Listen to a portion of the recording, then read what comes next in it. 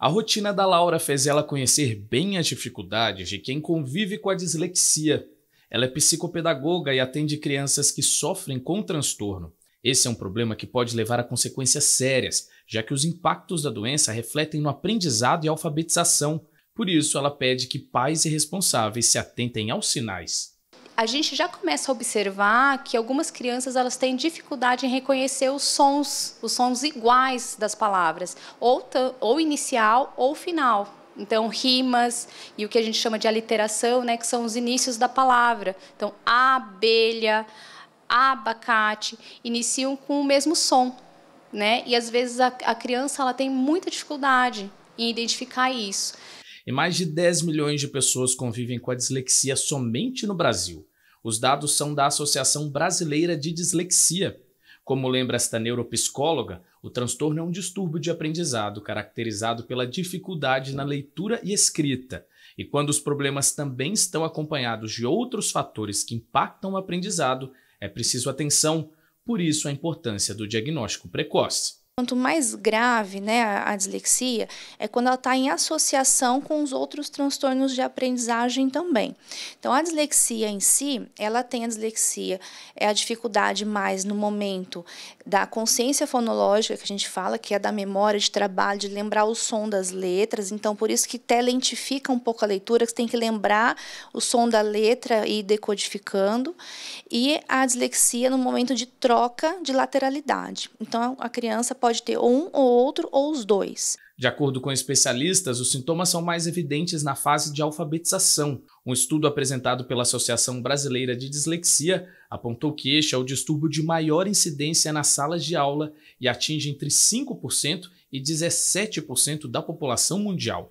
Para ampliar a informação e conscientização, foi criado o Dia Nacional de Atenção à Dislexia. A ideia é reforçar o diagnóstico precoce para que se inicie o quanto antes o tratamento, como forma de minimizar os sintomas na vida adulta.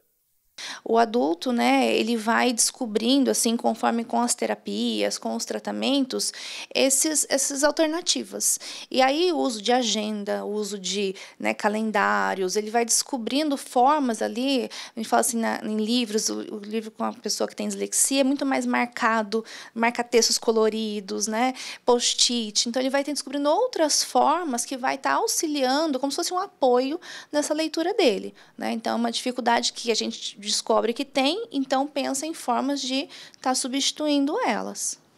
E como a informação é um dos principais aliados na identificação da doença, fique atento aos principais sintomas.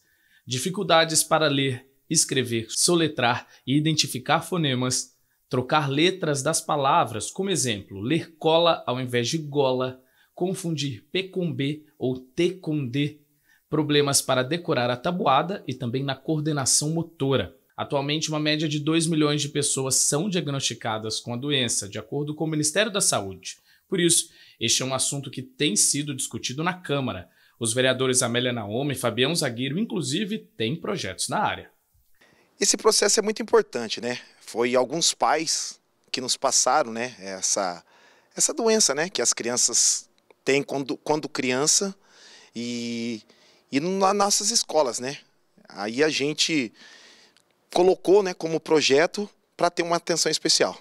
É importante que na rede municipal tenha uma equipe multidisciplinar, que tenha psicólogo, neurologista, né, para acompanhar e fazer todo o desenvolvimento pedagógico.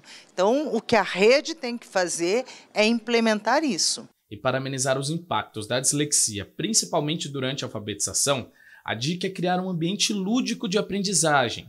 Brincar com a criança e reforçar os conceitos da escrita e fala podem e muito ajudar no desenvolvimento.